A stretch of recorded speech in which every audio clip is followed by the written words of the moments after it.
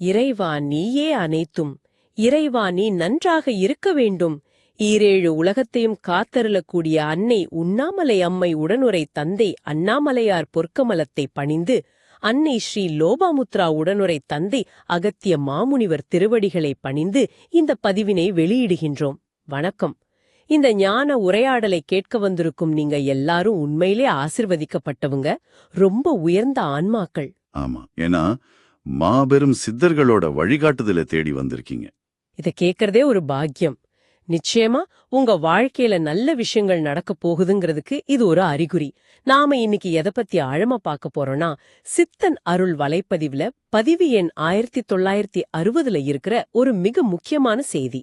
ஆமா, இது அக்டோபர் 5, 2025 அன்னைக்கு அன்னை மீனாட்சி அருள் புரியற நம்ம மதுரை மாநகர்ல நடந்த ஒரு நிகழ்வு. குருநாதர் கருணைக்கடல் அகத்திய மாமுனிவரோட பெரும் கருணையால அங்க ஒரு சிவபுராணம் கூட்டு பிரார்த்தனை நடந்துச்சு. அங்கேதான் மாபெரும் ஞானி இடைக்காடர் சித்தர் பெருமான் ஒரு வாக்கு அருளி இருக்காரு. அதோட முதல் பகுதி தான் இது. சரி, இதோட மைய நோக்கம் என்னன்னு கொஞ்சம் சொல்லுங்களேன். நம்மள ஆட்டி படைக்கிற கிரகங்கள் இருக்கு இல்லையா, அப்புறம் அந்த கிரகங்களால நமக்குன்னு ஒரு விதி இருக்குன்னு சொல்றோம்ல, அதையெல்லாம் எப்படி ஜெயிக்கிறது, எப்படி வெல்றதுன்னு மரியாதைக்குரிய இடைக்காடர் சித்தர் பெருமான் அருளிய வழிகளை நாம ஆழமா புரிஞ்சுக்கிறது தான் நோக்கம். இது சாதாரண வழிகாட்டுதல் இல்ல, நம்ம தலைவிதியையே மாத்தி எழுதக்கூடிய ஞானம்னு சொல்றீங்க. நிச்சயமா. சித்தர்களே சொல்றாங்க, பிரம்மன் எழுதின விதியையே மாத்திர சக்தி சில இடங்களுக்கும் சில பதிகங்களுக்கும் இருக்குன்னு. அப்படியா? அது எப்படி முடியும்? என்ன அந்த ரகசியங்கள்? அதத்தான் நாம இன்னைக்கு விரிவா பார்க்க போறோம். முதல்ல இந்த உரையாடலை நீங்க முழுசா கேக்குறதுனால உங்களுக்கு என்னென்ன கிடைக்கும்னு பாத்துடலாம். முதலாவதா, கிரகங்களோட கடுமையான பாதிப்புல இருந்து எப்படி தப்பிக்கிறதுன்னு ஒரு தெளிவு கிடைக்கும். ரெண்டாவது, கூட்டு பிரார்த்தனையே அவ்வளவு சக்தி வாய்ந்தது, குறிப்பிட்ட சில பதிகங்களோட மகிமை என்னன்னு தெரிஞ்சுக்கலாம். மூணாவதா, ரொம்ப முக்கியமா, விதியே மாத்திர சக்தி கொண்ட அந்த 3 முக்கிய தலங்கள் எதுன்னு தெரிஞ்சுக்கலாம். அப்புறம் நாலாவதா, நம்ம கஷ்டங்களை குறைச்சு நல்லபடியா வாழ்றதுக்கு சில எளிய ஆனா சக்தி வாய்ந்த பரிகாரங்களையும் தெரிஞ்சுக்கலாம். அதனால இது உங்க வாழ்க்கையோட மிக முக்கியமான செய்திகள்ல ஒன்னா கூட இருக்கலாம். கொஞ்சம் முழு கவனத்தோட கேளுங்க. சரி, விஷயத்துக்கு வருவோம்.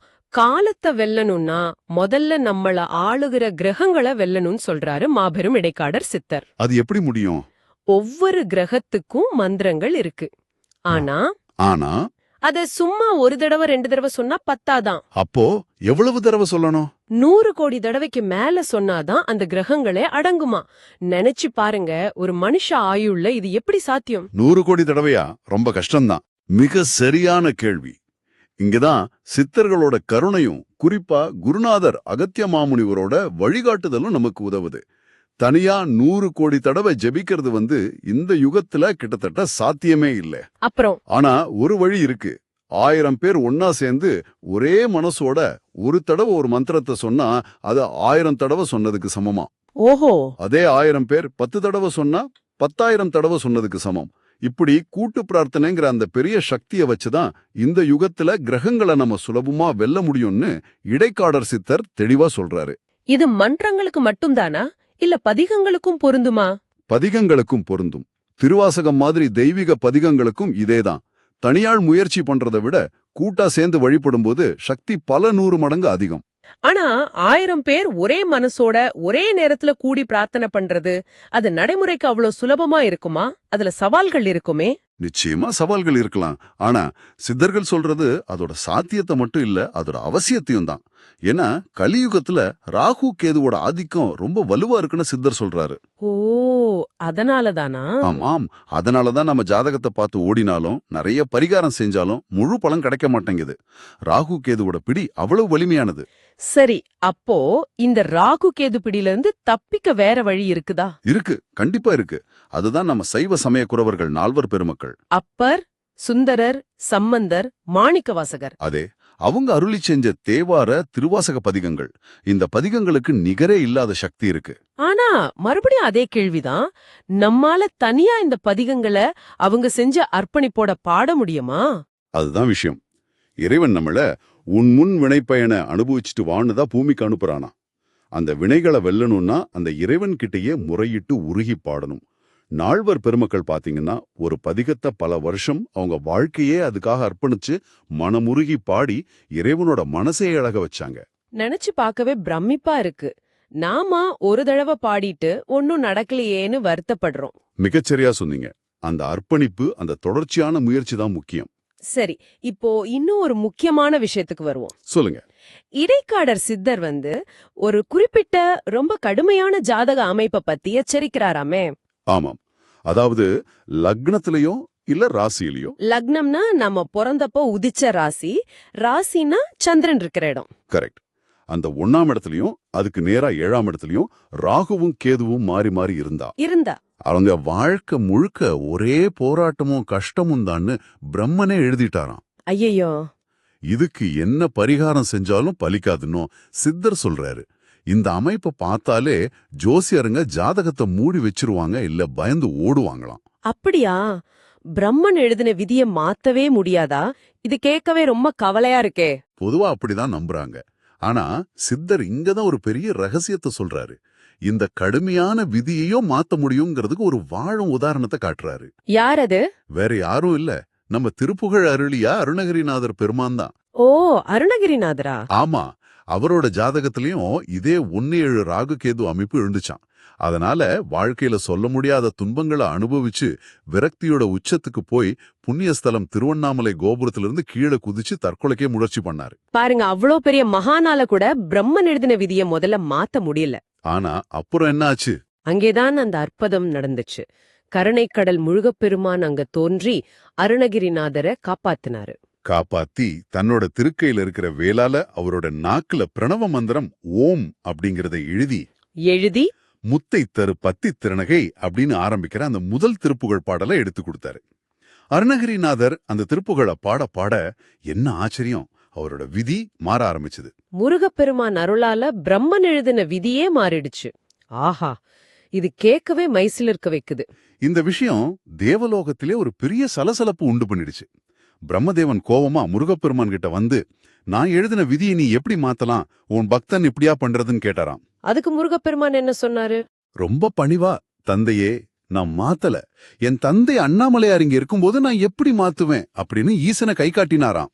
அதே நேரத்துல நால்வர் பெருமக்களும் அங்க தோன்றி பிரம்மனை பார்த்து, பிரம்மனே நில்லும், எங்களுக்குள்ளது பாட்டு பாட வைக்கிறதே இந்த ஈசன் தான், நீ எப்படி எங்க பாடலை தடுக்க முடியும் அப்படின்னு கர்ஜிச்சாங்களாம். அடிங்கப்பா. நால்வரும் சேர்ந்து பாட ஆரம்பிச்சதும் அந்த தெய்வீக பாடல்களோட அதிர்வலைகளை தாங்க முடியாம பிரம்மனுக்கே தலை சுத்தி தலைவலி வந்துருச்சான். இத பார்த்து பரமசிவனே சிரிச்சிட்டாராம். அந்த அளவுக்கு சக்தி வாய்ந்தது அந்த பதிகங்கள். அதனாலதான் இடைக்காடர் சித்தர் ரொம்ப உறுதியா ஒரு வழியை நமக்கு சொல்றாரு. என்ன வழி அது? அருணகிரிநாதர் பாடின அந்த முதல் திருப்புகழ் முத்தை தருப்பத்தி திருநகை இருக்கு இல்லையா? ஆமா. அத புண்ணிய பூமி திருவண்ணாமலையிலே கிரிவலம் வந்துகிட்டு முழு பக்தியோட மனமுருகி பாடினா, ஜாதகத்துல இந்த ரொம்ப கடுமையான 1-7 ராகு கேது அமைப்பு இருந்தாலும் சரி, அந்த விதியை மாத்தி அமைக்க முடியும்னு சொல்றாரு. அண்ணாமலைக்கு அவ்வளவு சக்தி இருக்கு. இந்த விதிங்கிறது ஒரு கோடு மாதிரியும்பாங்க. அது நேரா இல்லாம வளைஞ்சு நெளிஞ்சிருந்தா என்ன பண்றது? சித்தர் அதுக்கும் விளக்கம் சொல்றாரு. விதிங்கிறது நேர்கோடா இல்லாம கோணல் மாணலா இருக்கலாம். ஆனா இந்த திருப்புகழ், தேவார, திருவாசக பதிகங்களை நாம மனமுருகி பாடும்போது அதுல இருந்து வர்ற அந்த தெய்வீக அதிர்வுகள், வைப்ரேஷன்ஸ், அந்த கோணலான விதியையே நேராக்குமா, சீராக்குமா. இது ரொம்ப நுட்பமான விஷயம். ஆனா பிரம்மன் சும்மா இருந்துட்டாரா? இல்ல, அவர் மறுபடியும் முருகன் கிட்டையும் அருணகிரிநாதர் கிட்டையும் வந்து ஒரு கோரிக்கை வச்சாராம். என்ன கோரிக்கை? சரி, விதிய மாத்துங்க, பரவாயில்ல, ஆனா தயவு செஞ்சு ஆயுள மட்டும் மாத்தாதீங்க. எல்லாரோட ஆயுளையும் நீட்டிச்சுட்டே போனா இந்த பூமியில இடமே பத்தம போயிடுமே அப்படின்னு கெஞ்சினாராம். ஆனா கருணை வள்ளல் அருணகிரிநாதர் சம்மதிக்கலையே. இல்ல, அவரு பிரம்மனே, ஒருத்தர் நிறைய புண்ணியம் செஞ்சா அவரோட ஆயுளையும் நீட்டிக்கத்தான் வேணும், இதுக்கு சத்தியம் பண்ணி கொடுன்னு பிரம்மன் கிட்ட வாக்குறுதி வாங்கினாராம். பிரம்மனும் வேற வழி இல்லாம ஒத்துக்கிட்டாரு. ஆனா மனசுக்குள்ள ஒரு தந்திரம் பண்ணாராம். என்ன தந்திரம்? சரி, மனுஷங்க புண்ணியமே செய்யாம இருந்தா ஆயுள் நீட்டிக்கப்படாதுல்ல, நீ நினைச்சு மனுஷங்க புண்ணியம் செய்யக்கூடாதுங்கிறத மறைமுகமா விதியில எழுத ஆரம்பிச்சாராம். அட கடவுளே! பிரம்மனோட இந்த செயலால அவருக்கு மறுபடியும் தலைவலி வந்துருச்சான். சரி, திருவண்ணாமலையில இனி நம்ம பருப்பு வேகாதுன்னு நினைச்சு நேரா மதுரைக்கு ஓடினாராம். அன்னை மீனாட்சி கிட்ட முறையிட. ஈசனும் சொன்னா இல்லையே. அவரும் பின்னாலேயே போனாரு. ஆனா ஒரு திருவிளையாடல் பண்ணாரு. ஒரு சாதாரண வயசான கிழவர் வேஷத்துல. எல்லாம் வல்ல சித்தரோட ரூபம் மதுரை வீதியில வந்து உட்கார்ந்துகிட்டார். பிரம்மன் அந்த கிழவரை பார்த்து ஏதோ பேச ஈசன் வேணும்னே செத்து போற மாதிரி நடிச்சாரு. பிரம்மன், ஐயையோ, நான் நீண்ட ஆயுள்னு தானே நினைச்சேன், இவர் செத்துட்டாரேன்னு குழம்பி பயந்து ஓடியே போயிட்டாராம். ஆக திருவண்ணாமலைய போலவே மதுரையும் விதிய மாத்திர ஸ்தலமா எப்படி ஆச்சுங்கிறதுக்கு இது ஒரு அற்புதமான கதை. குறிப்பா மதுரை மீனாட்சி அம்மன் கோவில், அதுலயும் அங்க இருக்கிற எல்லாம் வல்ல சித்தர் சந்நிதி ரொம்ப விசேஷம். அந்த சித்தர் வேற யாரும் இல்ல, நம்ம ஈசனே தான். கஷ்டங்கள் ரொம்ப வாட்டும்போது அந்த சந்நிதியில போய் அமைதியா உட்கார்ந்தாலே போதும், பிரம்மன் எழுதின விதியோட தாக்கம் குறையும், அவர் நம்மள விட்டு விலகிடுவாருன்னு இடைக்காடர் சித்தர் சொல்றாரு. ஈசன் கால் மாத்தி ஆடின வெள்ளி அம்பலமும் மதுரையில தானே இருக்கு. ஆமாம். சரி, பிரம்மனோட அடுத்த ஓட்டம் எங்க? திருக்கடையூருக்கு. அங்க அன்னை அபிராமி கிட்ட முறையிட போனாரு. ஆனா அங்கேயும் அவரால் ஜெயிக்க முடியல. ஏன் தெரியுமா? ஏன்? அன்னை அபிராமி கலியுகத்தோட அதிபதியான கலிபுருஷனையே தன்னோட திருப்பாதத்துக்கு கீழே அடக்கி வச்சிருக்கிறதா சொன்னாங்களாம். அதனால பிரம்மனால ஒண்ணு செய்ய முடியல. கடைசியில வேற வழியே இல்லாம பிரம்மன் மறுபடியும் அண்ணாமலைக்கே வந்து ஈசன் கிட்ட முழுசா சரணடைஞ்சார். தந்தையே, தாயே, நான் என்னென்னமோ நினைச்சேன், எல்லாம் தலகீழா போச்சு, என்ன மன்னிச்சிருங்கன்னு புலம்புனாராம். அப்போ இந்த 3 ஸ்தலங்களும், திருவண்ணாமலை, மதுரை மீனாட்சி அம்மன் கோயில், எல்லாம் வல்ல சித்தர் சந்நிதி, திருக்கடையூர், இது 3மே விதியை மாற்றக்கூடிய மகா சக்தி வாய்ந்த தலங்கள்ங்கிறது இடைக்காடர் சித்தர் பெருமான் மூலமா நமக்கு உறுதியா தெரியுது. ஆமா, இந்த தலங்களுக்கு போய் அந்தந்த தலத்துக்குரிய பதிகங்களை, அதாவது திருவண்ணாமலையில திருப்புகழ், மதுரையில நால்வர் பதிகங்கள், திருக்கடையூர்ல அபிராமி அந்தாதி, இதையெல்லாம் மனமுருகி பாடுனா பிரம்மனே நம்ம விதிய மாத்த அனுமதிப்பார், துன்பத்திலிருந்து நம்மள விடுவிப்பார். இதுல நடைமுறைக்கு ஏத்த மாதிரி சில முக்கியமான வழிகாட்டுதல்களையும் சித்தர் பெருமான் சொல்லிருக்காராமே. ஆமா, குறிப்பா 60 வயசை தாண்டினவங்க, அவங்க ஆயுள நீட்டிக்கவும், முதுமையில வர நோய்கள் கஷ்டங்களை குறைக்கவும் திருக்கடையூர் போய் அன்னை அபிராமிய நினைச்சு அபிராமி அந்தாதிய மனமுருகி பாடணும். இது ரொம்ப முக்கியம்னு சொல்றீங்களா? மிக மிக முக்கியம். முடிஞ்சா ஒவ்வொரு 3 மாசத்துக்கு ஒரு தடவை திருக்கடையூர் போயிட்டு வர்றது ரொம்ப சிறப்புன்னு சொல்றாரு. அப்படி செய்யலனா காலதேவன் விதிச்ச கஷ்டங்கள் தொடர வாய்ப்பு இருக்கு. இந்த தலங்களுக்கு போறதோட வேற என்ன எளிய பரிகாரங்களை சித்தர் சொல்றாரு, குறிப்பா நோய்களை ஜெயிக்க? ஆமா, காலன், அதாவது யமதர்மன் நோய்களை கொடுத்து நம்மள வீழ்த்த நினைப்பான்னு சித்தர் சொல்றாரு. அதை ஜெயிக்கிறதுக்கு ஒரு எளிய சக்தி வாய்ந்த வழியும் சொல்றாரு. மதுரை மீனாட்சி அம்மன் கோயில் சந்தனத்தை வீட்டுக்கு கொண்டாந்து அதோட விபூதியை கலந்து வச்சு பூஜிக்கணும். அப்புறம் தினமும் அந்த சந்தன விபூதி கலவைய ஒரு சிட்டிகை எடுத்து சுத்தமான தண்ணியில கலந்து பக்தி சிரத்தையோட குடிக்கணும். இது ஒரு சிறந்த மருந்து. அது மட்டும் இல்லாம ஒரு சுத்தமான பாத்திரத்துல தண்ணி எடுத்து அதுல ருத்ராட்சத்தை போட்டு வச்சு அந்த தண்ணியும் தினமும் குடிக்கிறது ரொம்ப நல்லது. இந்த 2 முறைகளும் நோய்களை படிப்படியா குறைக்கிறதோட வாழ்க்கையில அதிர்ஷ்டத்தையும் கொண்டு வரும்னு சித்தர் பெருமான் சொல்றாரு. கேட்கறதுக்கே ரொம்ப நம்பிக்கையா இருக்கு. ஆனா ஒரு முக்கியமான எச்சரிக்கையும் சித்தர் கடைசியில சொல்றாரு. என்னது? இந்த பெரிய ரகசியங்கள் எல்லாம் அவர் சிருஷ்டிகர்த்தாவான பிரம்மதேவன் கிட்ட அனுமதி வாங்கிட்டு தான் நமக்கெல்லாம் சொல்றாராம். இதோட முக்கியத்துவத்தை நாம ஆழமா உணரணும். இந்த ஞானம் இல்லாம வெறும் ஜாதகத்தையும் அரைகுற பரிகாரங்களையும் நம்பி கிரகங்களையும் விதியையும் ஜெயிக்க நினைக்கிறது, அது நீச்சல் தெரியாம ஆழமான கிணத்துல குதிக்கிற மாதிரி அப்படின்னு அழுத்தமா எச்சரிக்கிறாரு. ஆக இந்த ஆழமான ஞான உரையாடல்ல இருந்து நாம கத்துக்கிட்ட மிக முக்கியமான குறிப்புகளை கொஞ்சம் தொகுத்து பார்க்கலாம். முதலாவது, கிரகங்களையும் பிரம்மன் எழுதின விதியும் கூட ஜெயிக்கிறது கஷ்டம்தான். ஆனா சித்தர்கள் காட்டின வழிகள் இருக்கு. கூட்டு பிரார்த்தனை, சக்தி வாய்ந்த துதிப்பாடல்கள், தேவாரா, திருவாசகம், திருப்புகழ், முத்தைத்தரு, அபிராமி அந்தாதி, இதையெல்லாம் பாடுறது மூலியமா அது சாத்தியமே.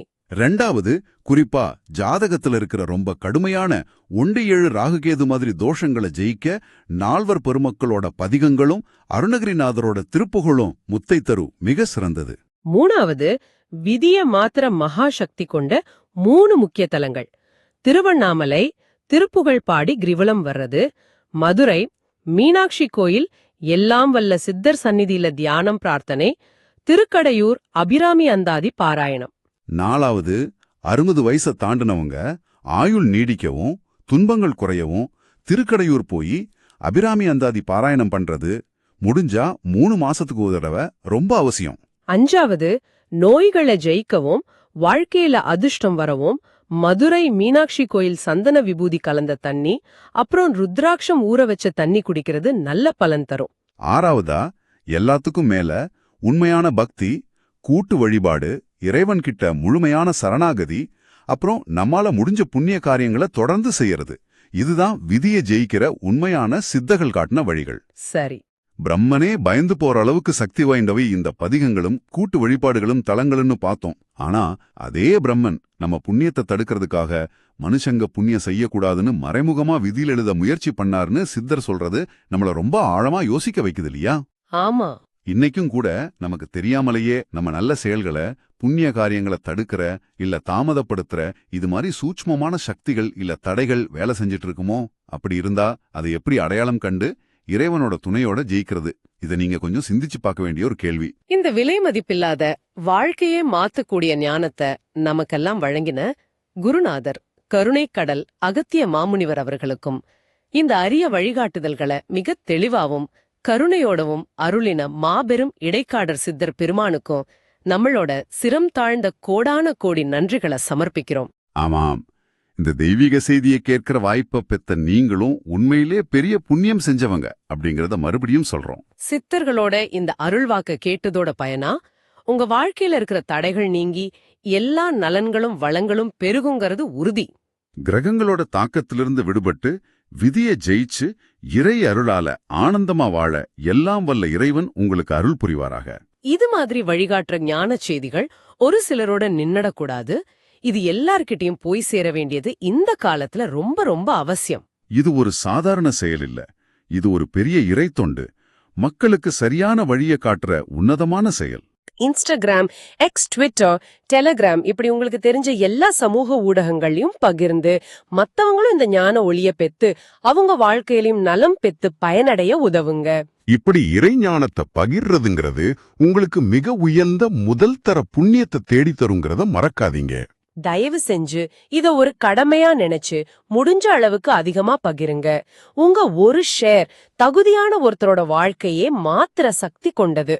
ஓம் அன்னை ஸ்ரீ லோபாமுத்ரா உடனுரை தந்தை அகத்திய மாமுனிவர் திருவடிகளில் சமர்ப்பணம். சர்வம் சிவார்ப்பணம்.